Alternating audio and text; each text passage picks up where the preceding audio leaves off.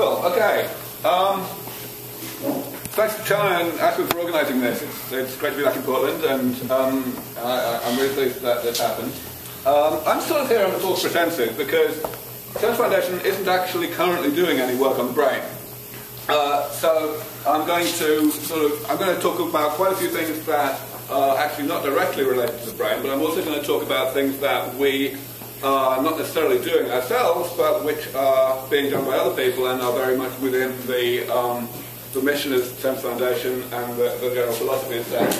So this is basically what I'm going to do. For those of you who don't have any idea who I am and what I am, I'm going to talk a little bit for a few minutes about the foundation that's been created around the work I've been doing over the past 15 years or so, and what that work is, the general philosophy of how to address aging that we pursue. I'm going to talk in some detail about a project that we've been doing over the past few years, which is really coming to fruition right now, even though it's actually about atherosclerosis, not so much about the brain.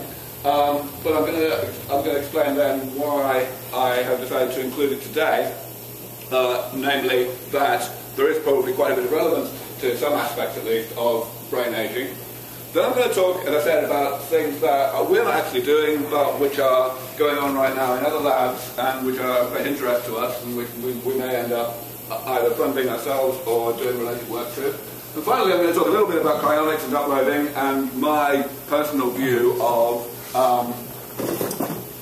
how the repair of the brain using biomedical methods of the sort I'm going to have talked about before may be relevant to this. So, SENS Foundation.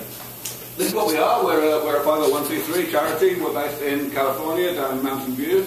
And we're interested in applying regenerative medicine to aging. So I'm going to explain what that is. I'm going to explain why it's valuable, and generally why I feel that it's much more promising as a foreseeable approach to combating aging really effectively than anything else that we do. In order to do that, I'm going to have to start by making sure we're all on the same page with regard to both of these terms, because actually both of these terms have a lot of different and somewhat conflicting definitions out there, and what you think these things mean may not be quite the same as what I mean by them, so I want to make sure we don't have that problem. I'm going to start with regenerative medicine. So, of course, we all know that stem cell therapy is a big deal right now, and lots of work is going on to develop it and make it work. And it is the sort of poster child of regenerative medicine. There are other aspects of regenerative medicine that I'm very concerned about, particularly tissue engineering, which is, of course, the creation of artificial organs that can be used to replace failing organs in very much the same way that we currently do regular transplants from someone who's recently died, for example. And that's also a really burgeoning area right now, which got going a little bit prematurely, maybe 10 or 15 years ago, and caused a lot of investors to lose a lot of money, but which is now very much having a renaissance on account of the fact that the science has really caught up with it and it's becoming a very much more practical and viable proposition. But a lot of people would tell you that regenerative medicine consists of stem cell therapy and tissue engineering, and that's it. And that's not useful. What we really want is a definition of regenerative medicine that covers all of the things that might be involved in conceptually doing the same sort of thing that stem cell therapy and tissue engineering do. And this is what that thing is. Restoration of the structure and the composition of a tissue or an organ or the whole body for that matter. And restoration, of course, to a state that's healthier, in other words, a state that it was in before it suffered some kind of damage. So there's a couple of key reasons why it's important for me to emphasize that. The first thing is the type of damage that we're talking about. So regenerative medicine in general is imagined, is thought of by most people, as being a way to treat acute injury, like spinal cord trauma, things like that. But it's very important to recognize that that's just the sort of thing that regenerative medicine has been developed for. It's not the only aspect, the only type of damage that regenerative medicine could in principle be used for. And in particular, there's no reason at all to suppose that regenerative medicine would not also be valuable for the treatment of the gradual, chronically accumulating damage that we see in aging. So that's the first thing I wanted to stress. The second thing is the type of restoration. So I've talked about tissue engineering. This is repair of the body at the level of whole organs, replacing a whole organ with an artificial one, or with a one that's been generated in the lab. Stem cell therapy is, of course, not at the whole organ level, it's at the cellular level, replacing the cells in an organ or in the whole body so as to repair that organ in situ. That's essentially what stem cell therapy is. But then, of course, there's no reason why we should stop there. And it turns out that when we think about applying regenerative medicine to aging, it's important to go one level further down into the granularity of the body and to think in terms of molecular regenerative medicine. So repairing the cells in the body in situ, cells that have accumulated some kind of damage, repairing their internal composition in some way. Or for that matter, repairing the material that holds our cells together, the extracellular material. And it turns out that all of that is really important when we think about the application of regenerative medicine to aging. Okay, so those are the definitions. That's the definition of regenerative medicine. Now, about aging. Aging is actually an even thornier thing to define. There are millions of definitions of aging out there. And to be honest, actually, I don't have much of a problem with most of those definitions. They're pretty uncontroversial. But, excuse me, almost all of them are essentially useless when we are thinking about intervention. What we need is a definition that helps us to orient our thinking around the design of potential ways to actually treat aging. And this is the definition that I like that really does that. There are two things that this definition tries to say. The first one is metabolism eventually causes pathology.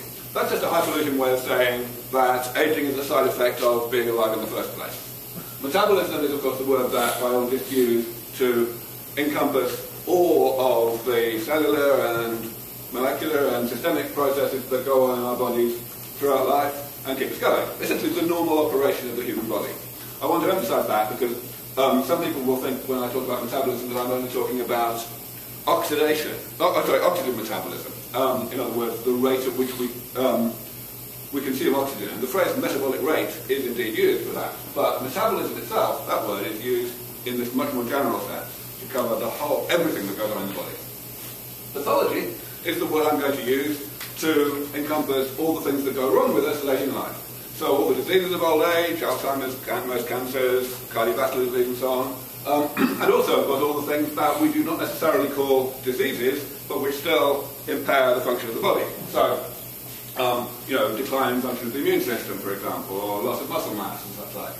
So metabolism eventually causes pathology. You knew that, but it's important for it to be there in the definition, because this is, any mechanistic definition has to say that. The other thing that this definition says is it gives the first hint about how metabolism causes pathology by introducing this word damage. Damage here I'm going to be using in this very specific way. Damage is here being used to mean the set of intermediates between metabolism and pathology. The set of changes to the structure and composition of the body that occur throughout life, progressively, even starting before we're born, and that because they are progressive, eventually cause pathology. Essentially, our metabolism is set up to tolerate a certain amount of this damage that it is creating ongoingly as a side effect of its normal operation, but only a certain amount. Metabolism is not set up to tolerate an infinite amount. So eventually the amount of damage exceeds the threshold that metabolism can handle, and metabolism starts to be impaired, and the diseases and the disabilities of old age start to emerge and to progress. So that's my definition. Here's the first step in why I like that definition so much. So that's down at the bottom here. Obviously, metabolism causes damage, causes pathology. The first reason why it's such a good definition is that it helps us very clearly to distinguish between the two traditional schools of thought that exist in relation to the potentially intervening in aging with medicine. I'm going to call those schools of thought the gerontology approach and the geriatric approach. All right, so the geriatric approach is essentially everything we have today to treat the diseases and disabilities of old age. And the best way to describe the geriatric approach is it entails treating the diseases of old age just like any other disease, just like a regular infectious disease, for example. identifying and characterizing the symptoms of the disease, banging away at it directly, trying to eliminate the disease, eliminate the pathology from the body.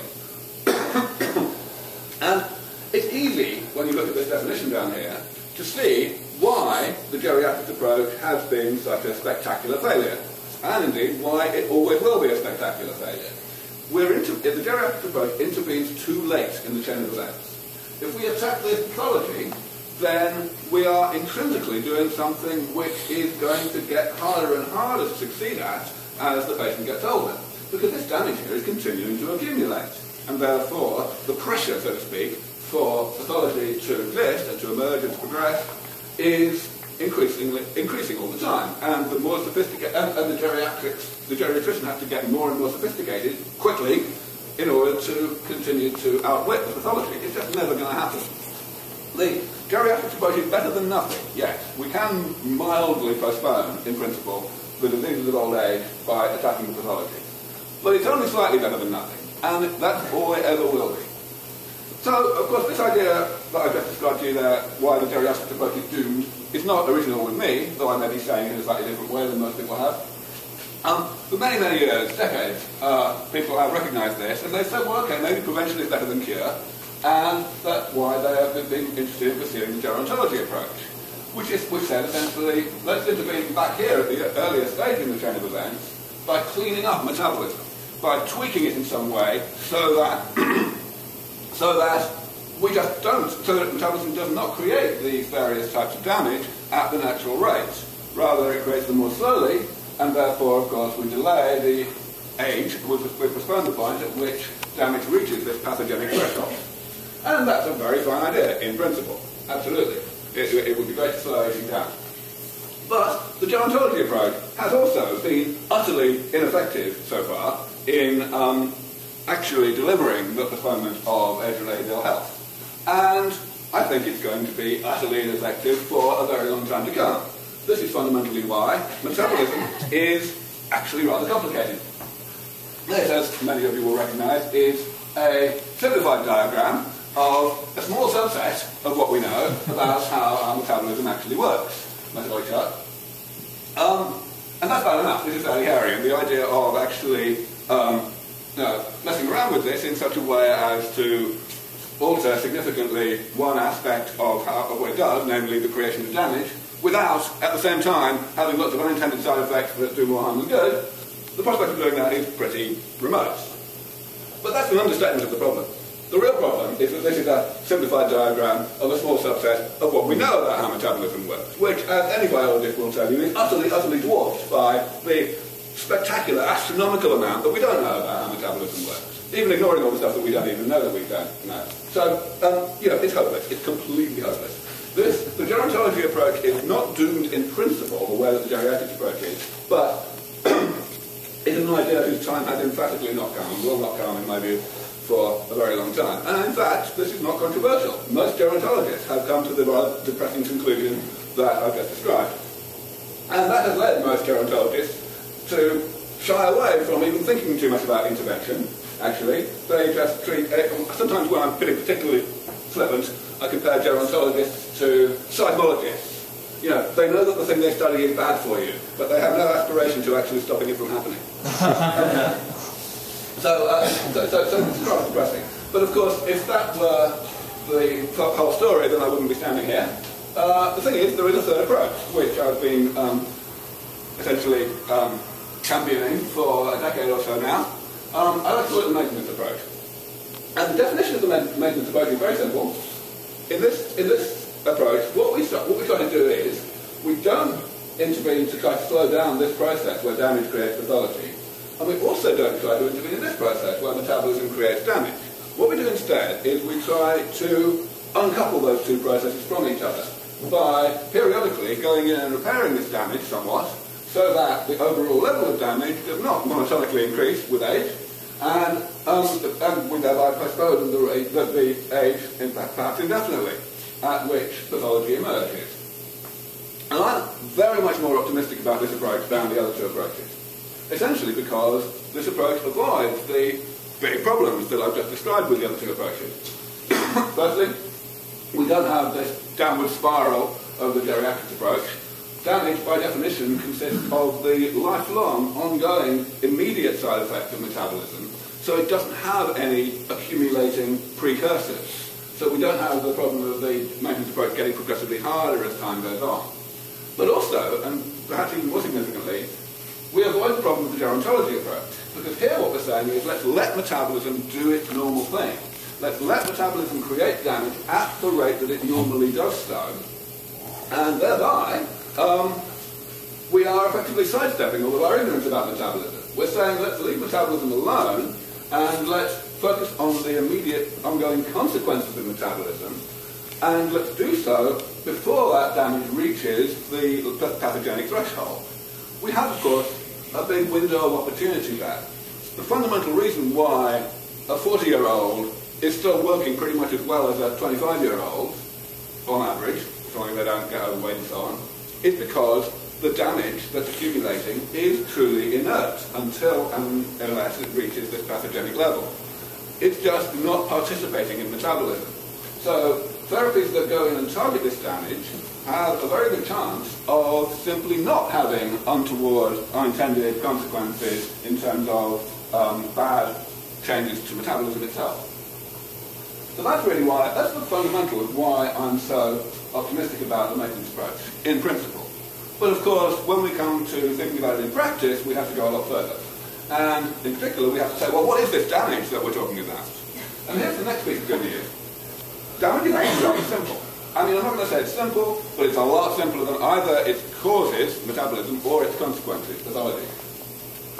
The big insight that led to all the work that SENS Foundation does, that I came up with back in the year 2000, was that all the phenomena that qualify as damage by the definition I'm using today, the intermediates between metabolism and pathology, can be classified into a very manageable number of categories. This is the way that I tend to describe it these days. 3 cellular categories and 4 molecular categories. First of all, cells dying and not being automatically replaced by the division and differentiation of other cells. Then having too many cells because they're dividing when they're not supposed to, that's cancer of course. Then having too many cells because they're not dying when they are supposed to, that turned out to be quite important among other places in the aging of the immune system. Then a couple of things that go wrong inside cells, the accumulation of mutations in the mitochondrial DNA and the accumulation of simple garbage, molecular byproducts of normal metabolic processes that, for whatever reason, the cell does not have the equipment either to break down or to excrete. So it accumulates, and of course, it's a bit like not taking the garbage out of your house for a month. The house doesn't work so well anymore. We can also have molecular garbage in the spaces between cells, extracellular junk, and finally the extracellular matrix, the lattice of proteins that holds our organs and tissues together, accumulates changes that, and molecular changes that alter its biophysical properties, especially its elasticity, and that matters a lot in, for example, causing hypertension. So, first question is this really an exhaustive classification? Well, this is a circumstantial, but I think nevertheless quite compelling reason to think it might be. It's been 30 years since anyone came up with anything to add to this list. This list is, all of these things are topics that have been really prominent in gerontology for at least 30 years, in some cases quite a bit longer, and that's a long time in biology. We really ought to have added to this list if there were anything more to add. Plus also, you can get this list if you just look at what the body's made of. Clearly, damage can only accumulate in long-lived structures, because if a cell or a molecule is damaged and then broken down, then the damage is gone, so it's not accumulating. And so you can just say, well, what are the long-lived structures in the body? What are we made of? We're made of cells and stuff between cells, what are cells made of, and so on. And you can get pretty much this list, with a couple of additions that we have reasons to omit, because we have strong evidence that they simply accumulate far too slowly to contribute to pathology in anything like a currently normal lifetime. And I'll come back to that if anyone wants later on. But yeah, this is the list that we work with. Fair enough. But of course, characterising what the damage is and classifying it is a great first step. It breaks the things down into bite-sized portions. But then the question is, can we actually fix them? And here is the really good news. I believe that we can, at least to a very large degree. Here's the same list on the left-hand side that I've just given you. And first thing I want to say is, what's so good about this particular classification? Of course, there are many, many, many things that go wrong that qualify as damage in aging. And you can classify them into 7 different categories in an awful lot of different ways. But the reason why this classification is useful is because of the right-hand column. The fact that within each category we can describe, in a lot of detail actually, how we could go about implementing a repair approach, a maintenance approach to the type of damage in question. And within each category there may be lots of different examples in different tissues, but the general theory and the general principle of how to address those things is more or less the same. It's only the details that change from one example to another within a category. So just to illustrate, let's talk about cell life. Cells dying and not being automatically replaced. Of course, that's what stem cell therapy is there for. It's to replace those cells therapeutically when the body is not doing it on its own. To put stem cells in that will differentiate into the cells that we are losing because they're dying and not being automatically replaced. And I don't really have time, I guess, to go down the whole of this list. There's quite a lot more I want to say. But essentially, the good news is that this is not just a list of concepts. In each of these cases, we know a lot about how to actually implement the thing. The book I wrote a few years ago, Ending Aging, which talked about the whole SENS approach, had an entire chapter on each of these things, talking about not only the nature of the problem, but also the details of various approaches to repairing the type of damage, where we already are in terms of developing those things, what remains to be done, and the fact that there's a lot of detail is a big part of one's reason for confidence that we can, with a reasonably high probability, expect to implement all of this in the foreseeable future. What they set up here is giving people who are already in middle age before you start, that's a key thing, 30 years of extra healthy life. That's the goal that I think we have a good chance of achieving with these approaches to combating aging. And I call it robust human rejuvenation. As some of you will know, I don't think that we'll only get 30 years of additional healthy life. I think that the time that we will buy by giving, let's say, a 60-year-old these therapies so that they're not chronologically 60 again until they're chronologically 90, those 30 years will be time enough to improve these therapies so that we can re-rejuvenate those same people and give them another 30 or 50 years and so on. And this is the concept that I've called longevity escape velocity. But I'm not going to talk about that today. What I'm going to talk about now is the brain. And in the brain, all of these things go wrong, that's for sure. In fact, in pretty much every tissue, all of these things go wrong. But on the basis of what we know today, I think it's fair to say that the 3 that I've picked out in red here are the ones that matter the most in terms of age-related brain pathologies. Loss of cells, molecular garbage inside cells, and molecular garbage outside cells. So, I'm going to first talk about garbage inside cells. And I'm actually not going to talk, hang on, I missed that out. I'm actually not going to talk about the brain for the next few minutes. I'm going to talk about the artery and the atherosclerosis, because this is a project that we're doing at the moment. Actually, most of it's going on in the lab that we're funding at Rice University in Houston. We also have a closely related work going on in our own lab in Mountain View. But I'll talk about it now, firstly because we have recently made some big steps forward showing that this approach is really practical, and secondly because there is actually relevance to the brain, which I'll mention at the end. So this is the first stage of atherosclerosis. What happens in atherosclerosis is that a type of white blood cell called a macrophage enters the wall of our major arteries for the purpose of cleaning up detritus. Stuff gets stuck in the artery wall, especially in a place called the intima, which is a sort of gap in the lining. And that stuff needs to be got rid of. Macrophages go in, they engulf this material, they process it and chuck it out again in a useful way so that it can be reused or excreted. And they're very good at it, very good indeed. But they're not perfect.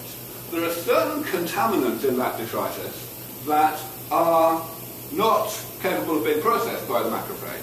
And eventually those contaminants poison the macrophage and turn it into this thing, a foam cell, a sort of undead macrophage that sits there being inflammatory and generally getting in the way.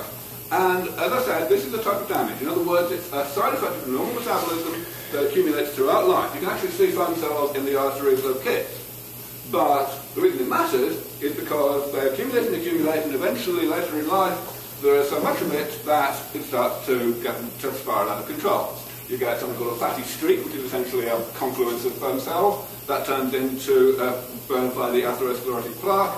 More and more macrophages come in trying to solve the problem. They can't process these toxic molecules either, so they become part of the problem. And the cells around, the vascular smooth muscle cells, start to misbehave and proliferate too much, and you get a plaque, and eventually the plaque bursts, and you get a heart attack and a stroke, and you die. So that's what we want to stop happening. And this here is the real core of the problem, the lysosome. The lysosome is the garbage disposal machinery of last resort in any cell. And it processes an enormous number of different types of unwanted molecules. In particular, in macrophages, it has to process a lot of lipids, a lot of fatty acids, and a lot of cholesterol. And the contaminant that seems to matter the most in macrophages, turning them into foam cells, is a modified version of cholesterol, which I'm going to come to in a moment. What happens is they basically poison the lysosome can no longer do its job, the macrophage just goes downhill. The idea that we've been working on, and which I first put forward back in 1999, is to use some technology from a completely different area of biology, namely environmental decontamination, to address this problem. Bioremediation is a concept that was come up with about more than 50 years ago now, actually, 60 years ago. And it was based on the idea that there must be a lot of material in the environment that's hard to break down, and that only certain microbes can break down. If that were not the case, then we would not see the enormous variety of bacteria and fungi and so on in the environment that we do. In any given environment, you have a lot of complexity of the ecological network. If you're a rapidly growing bacterium, then you can outcompete your competitors by just eating really fast and growing fast. But if you're a slower growing one, the only way you can really carve out an ecological niche is by being able to digest and extract energy from some material in the environment that your faster growing competitors can't eat or can't process. And it turns out that this is true. And it's useful because pollutants of the sort that people want to get rid of in the environment, like TNT or dioxins or whatever, they tend to be energy-rich molecules, which, if one can break them down, then one can live off them. And they're organic. And, of course, in certain environments, they're too abundant, and that's why we want to get rid of them. So the idea was, maybe you can go to such environments and actually identify bacteria that have evolved the ability to break these things down. The only reason the material is still there in the environment is because there are not enough of those bacteria. So you identify them, you grow them up in the lab, you put them back in the environment in larger numbers, your pollution goes away. It totally works. Bioremediation is not just an academic concept, it's a thriving commercial enterprise. And the idea I had was that maybe, we could do the same thing in the human body with one minor modification. The first concept that leads to this is that there are environments that are enriched in human remains, such as graveyards.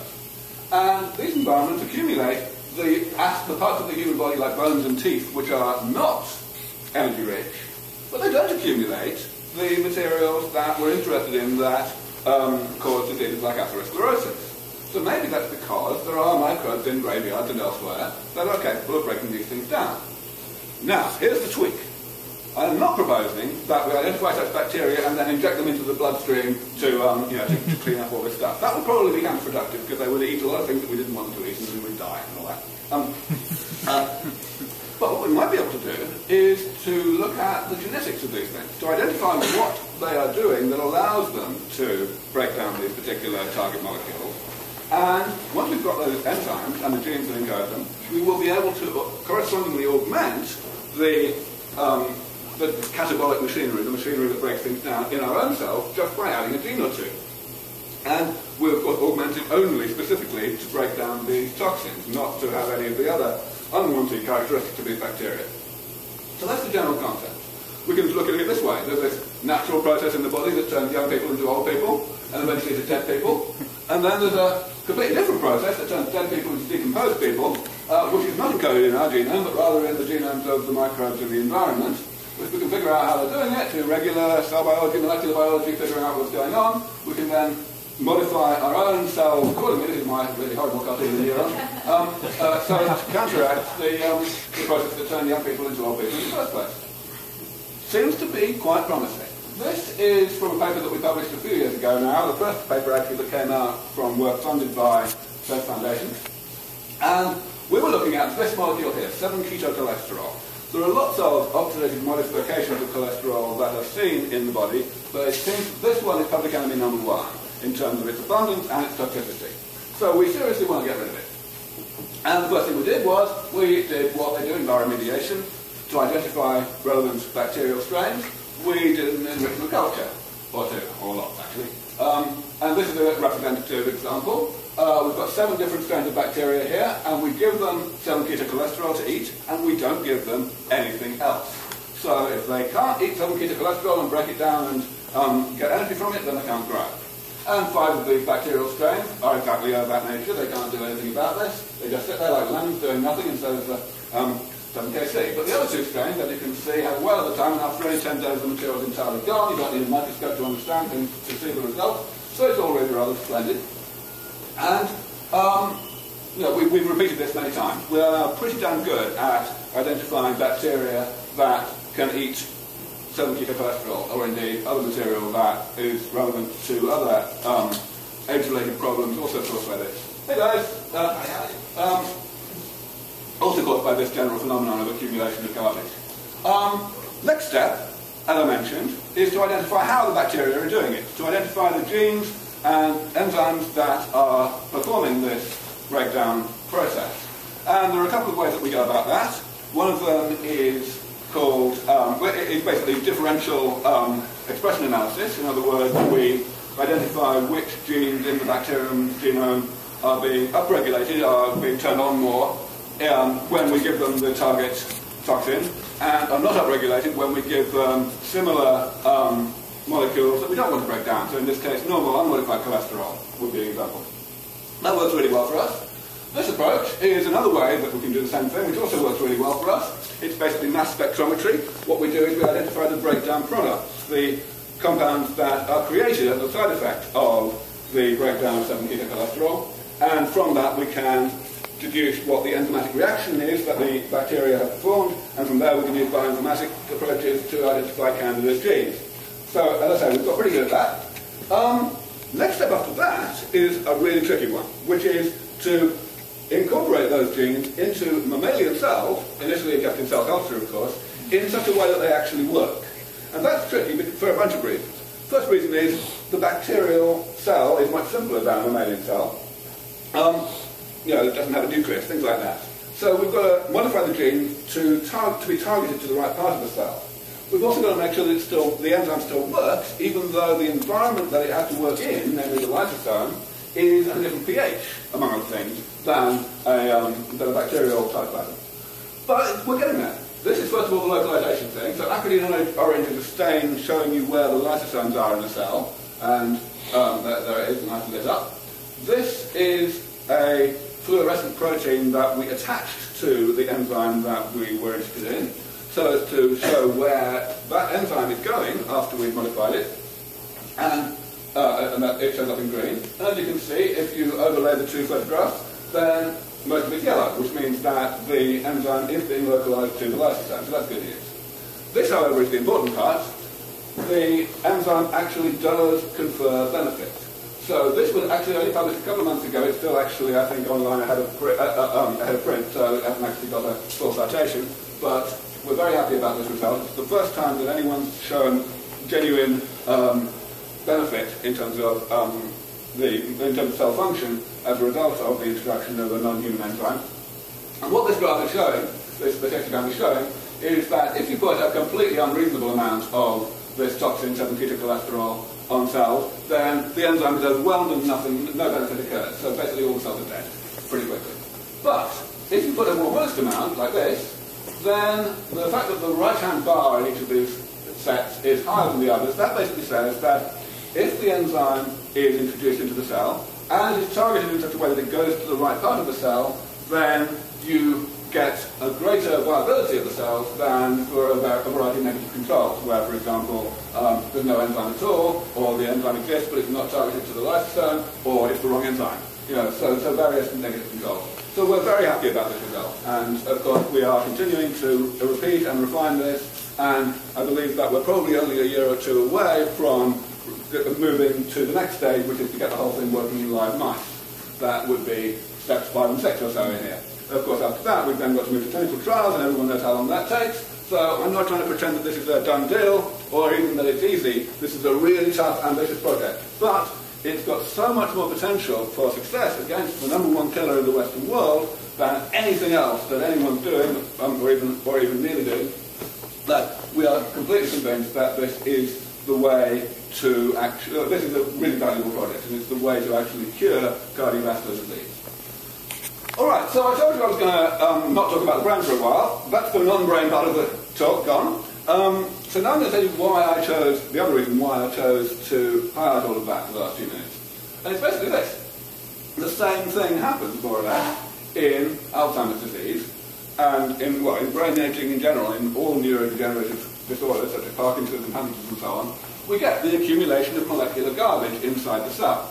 Now, the cell looks very different from a foam cell in the artery. And the reason for that is not just because neurons will naturally look different from macrophages, but also because it's a different type of junk and it accumulates in a different way. This stuff here is in the axon, the long part of a neuron, cross-section through an axon looked at under the electron microscope. And as you can see, it's not very happy. Something that I think I'd like to point out is these multilamellar structures that you can see around. Things that seem to have lots of membranes concentrically. And the belief is that what's going on there is that there's an attempt to break down this sort of stuff by a process called autophagy, which essentially involves engulfing, surrounding stuff that should be got rid of, surrounding it with a membrane, and then that thing called an autophagosome fusing with the lysosome so that the material can be degraded. What seems to be happening is that the autophagosome is forming, no problem, but then the fusion with the lysosome is not happening, and so essentially the autophagosome gets autophagocytosed itself, and you get this sort of serial nature. Now, another reason why this is quite interesting is because it seems that in the brain, the enzymatic machinery that naturally exists in the lysosome is still present and intact. So there are various enzymes that we can stain for using immunoelectron microscopy. This is a couple of photographs of that from a few years ago from a colleague of ours. So that's pretty interesting. And the third thing that's really fascinating is that the type of material that accumulates in the brain in neurodegenerative diseases is generally made mostly of protein, unlike what happens in the artery, or indeed in the retina, which is the same sort of problem in macular degeneration. Mostly protein. And of course we've got a lot of proteases, a lot of enzymes in lysosomes that can break down protein. So what's going on? It's all about this fusion between the autophagosome and the lysosome. If that's not happening, then the machinery that can break down this molecular garbage have no access to it. So it's not going to work. So then the question is, what is going wrong? Well, nobody really knows. But, at least in the case of Alzheimer's disease, there's a pretty solid theory now that says that we may have almost exactly the same problem in terms of neurodegeneration as we have in the artery. That modified cholesterol is present incidentally in very high abundance in the brain.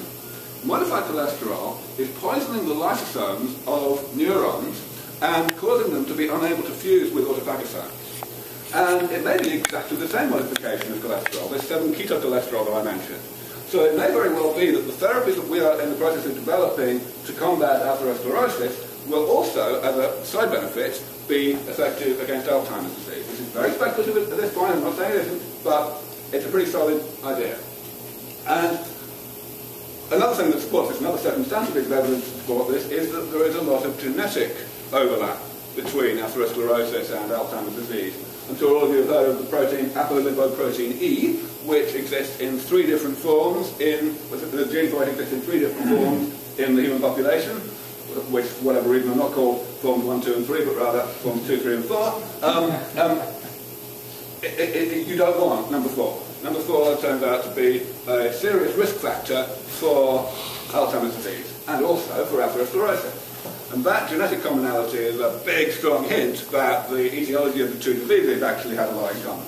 So, all in all, it's early stage, and we're not working on Alzheimer's disease at this point, but I wouldn't be at all surprised if we end up having a bit of a bonus when we get this therapy for atherosclerosis working. All right. Think about the brain in Alzheimer's disease, and of course also in general normal brain aging, is, as I mentioned, a lot of things go wrong, and there are 3 that go seriously wrong. See you later, Max. So I talked about junk inside cells. Now I'm going to talk about junk outside cells, and the reason why I want to highlight this one is because this is the one where the greatest amount of progress has already been made. I'm going to talk about what this junk is. I'm going to talk about the pros and cons about whether it actually matters, about how it might be eliminated, how close we are to actually implementing such a thing, and how useful that might be, how beneficial it might be in terms of actually making people's heads work better. Hello? And most of what I'm going to say in the next few minutes consists of a discussion of this company here, Elan Pharmaceuticals, based in South San Francisco. In 1999, if I remember rightly, Elan published a paper that showed in mice that if you engineer mice, first of all, to get Alzheimer's, which they don't normally get, and secondly, you vaccinate against the material in the brain that accumulates in the spaces between cells, which is called amyloid, then the amyloid is engulfed by the immune system of the brain, by cells called microglia, and that process essentially gets rid of the stuff because the material is broken down quite easily once it's inside the cell. And people were extremely excited about this, and they rushed into clinical trials a bit too fast. The first clinical trial had to be abandoned prematurely because of side effects, but they sorted out what the problem was. They figured out a better way to do the vaccination, and those clinical trials have proceeded quite smoothly and are now in phase 3, which I'm sure you all know is the last phase before regulatory approval. So a couple of things I want to say about that. First of all, what is this amyloid? Well, basically what it is, it's an agglomeration, an aggregation of principally one peptide called beta amyloid, which is a little piece taken from a bigger protein called amyloid precursor protein, APP. There's a couple of enzymes that chop APP into bits and create this thing, and it just aggregates, and you get this thing called a senile plaque, which is the principal thing that accumulates in the extracellular space. I don't have a slide showing the process of engulfment, but I've already explained it, so you get the general idea. Now, these phase 3 clinical trials are due to report later this year, and there is a lot of speculation right now with regard to what the results are going to be.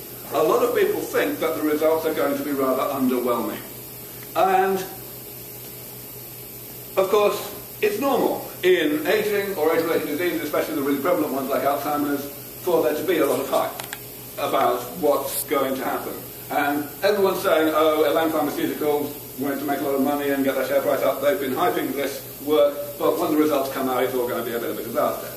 Now, I want you all to remember that it's not just over-optimism that you have to be careful about in the analysis and description of progress in biomedical research. It's also over-pessimism that you have to be careful of. Because actually, even if the therapeutic benefit of getting rid of these senile plaques is nil, that still does not mean that this has been a waste of time. Alzheimer's disease is complicated. You've got molecular garbage inside the cell and molecular garbage outside the cell, and cell loss, which I'll come to in a minute.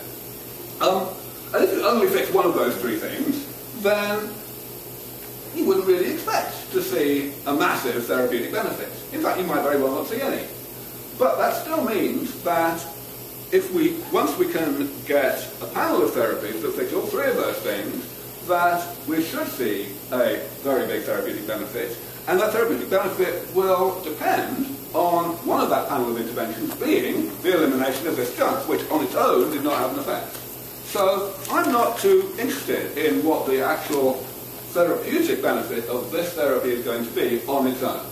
It's still a massively important thing to do to get rid of this stuff. We don't know for a fact that senile plaques are bad for us. They may just be an epiphenomenon, a side effect of a process that's toxic in some other way. But still, young people don't have much in the way of senile plaques, and young people are doing all right. So there can't be anything wrong with getting rid of this stuff. If we get rid of this stuff, then we are doing part of the process of restoring the molecular and cellular structure of the body, in this case the brain, to how it was in early adulthood, and that's the whole point of SENS. I was going to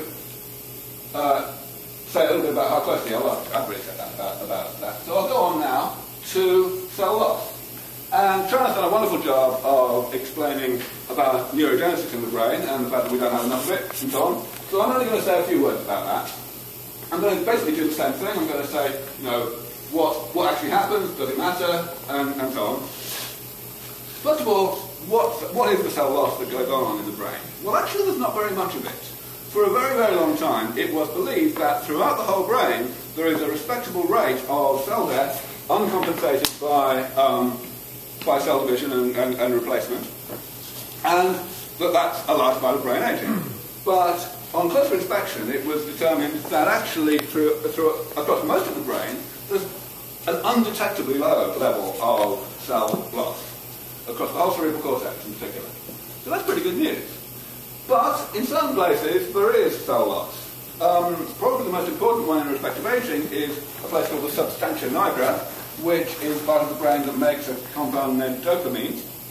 And neurons die rather rapidly in the substantia nigra, probably because the process that creates dopamine also creates certain toxic molecules.